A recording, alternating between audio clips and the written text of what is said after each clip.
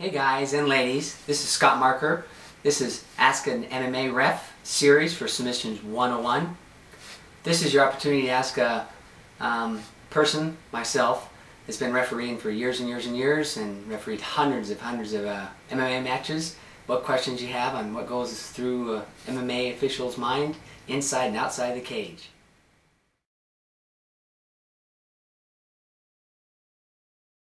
Absolutely. As a MMA official, a referee, and also the judges, but specifically a referee, there's tremendous pressure at all times. I'll give you a specific example. There's a big fight. It's the main event, and a lot of people come to see these two fighters, and the promoters got a lot of people to come there, and both camps are excited about the team. Both the fighters fighting.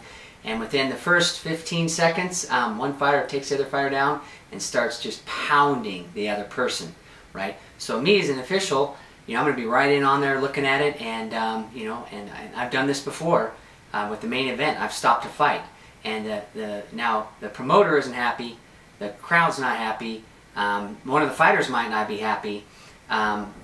So yes, I do feel tremendous pressure. All referees probably feel tremendous pressure.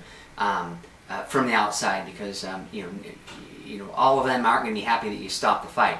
But my big philosophy is overall in refereeing is number one is keep fighters safe, and number two is to make sure that I referee the fights fair, so that both fighters have a good opportunity to win the fight. And number three is to make sure I keep the crowd excited, and keep the fight going and keep the crowd excited. But the number one thing is the safety. So overall, my philosophy is my number one job isn't to be popular with the crowd, promoters, or fighters. It's to keep the fighters safe. So there's the first question.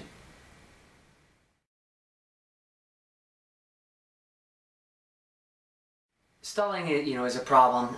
If you watch any of the big shows on TV, like the UFC or here in Idaho, it's the same situation. Is that I get stalling both up and down. You have two fighters walking around the ring over and over again. They can stall too.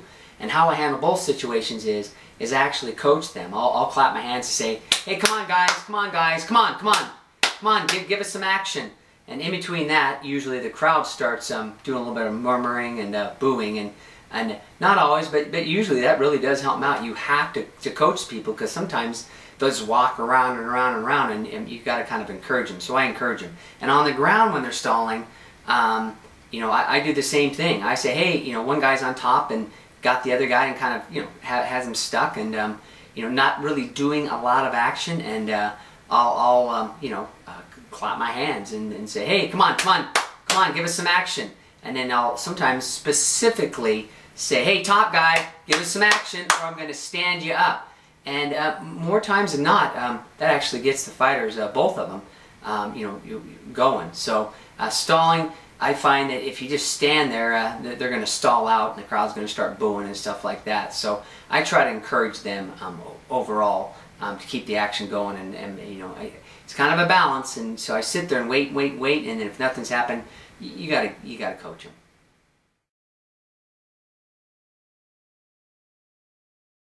And laying on the ground for 15 minutes, you can't do that, right? But at the same time, my philosophy is it is mixed martial arts, which is striking, standing up, and grappling on the standing up and on the ground, and striking on the ground. But it is mixed martial arts, so there's going to be jiu-jitsu and wrestling and other forms of grappling arts on the ground. So I'm gonna reward people for doing it. So if people are on the ground or trying to advance their positions, finish the fight, reverse their positions, I'm usually not going to stand them up. I don't. And at times the crowds get more educated over the years, and so I don't get as bad. But even if the crowd starts murmuring or someone starts yelling to stand them up, if they're doing a good job on the ground, as a referee, mixed martial arts, I will not stand them up. But I will coach them and warn them and say, hey, give me some action. I'm going to stand you up, And if they still do nothing because they're exhausted, sometimes they're both exhausted, they're just not giving me an action, I will stand them up. But I'm not one of those people that stand people up all the time as soon as the fight hits the ground, because, again, back to the first thing I talked about was it is the mixed martial arts.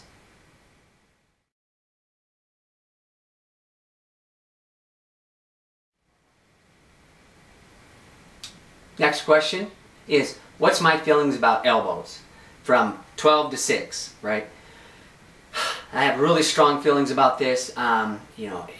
Here in Idaho, amateurs, for example, and I was one of the leading pushers of this, is we don't even allow any elbows. You can forearm, no tips to the elbows at all, because I think they're when we use them for a short amount of time, they cause a lot of cuts, stop fights quick.